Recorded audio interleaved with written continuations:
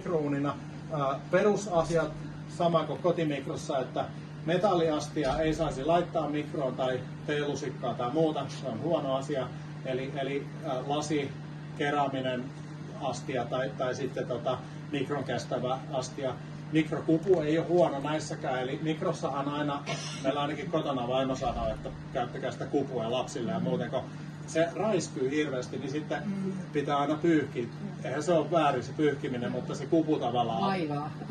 Ylimääräinen vaiva. Näissä varsinkin, koska se on vähän tehokkaampi, niin jos siihen niin pinttyy se lika ja se niin aina useita mikrotuksia tulee peräkkäin, niin se voi ihan en ihan helpolla vaurioida tuota pintaa, mutta miksei niin.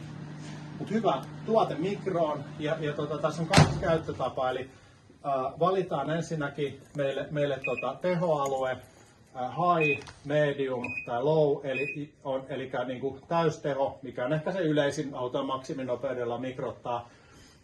Ja sitten me laitetaan täältä aika ja käytännössä sitten vaan start. Mä lopetan heti, koska sanon myös, että mikroa ei tyhjänä kannattaisi käyttää, eli siellä pitäisi aina olla vaikka vesilasi tai muu. Se ei sekunnin haittaa siinä, mutta ei tyhjänä pidä mikroa käyttää. Eli ne mikroaaltojen pitää aina kohdistua johonkin. Vesilasi olisi nyt esimerkiksi hyvä tyypillinen. Mutta minä valitsin mitä mä teen, ajan ja start. Ja tosta kolmiosta saadaan ikään kuin nollattua se tosta käynnistettyä. Ja tässä ei ole mitään erikseen päälle pois. Eli nyt kun se on vähän aikaa ollut käytössä, niin se pikkasen aikaa hurisee ja jäähdyttää sitä itteensä. Se on siinä.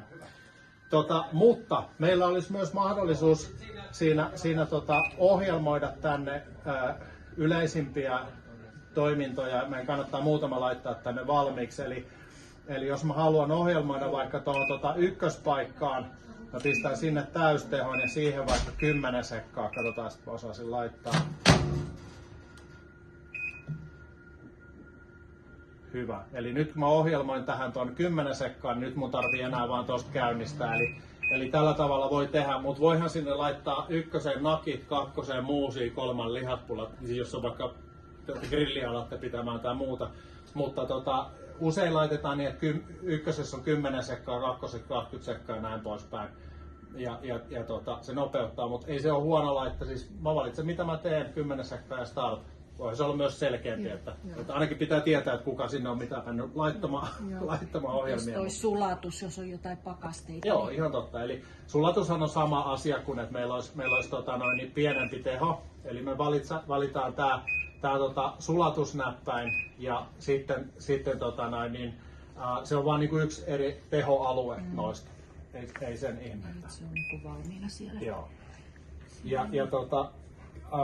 Oikeastaan noin on ne mitä tarvii ja se mitä mä sanoisin, että tosiaan muistakaa ihan sama kuin kotimikrossa Ventäselle kotona sanoi, että muistakaa pyyhkiä, niin se on tosi tärkeää. Niin näissä, koska se ei ole kiva, kun joku tulee käyttää tänne ja siellä on edelliset roijamat.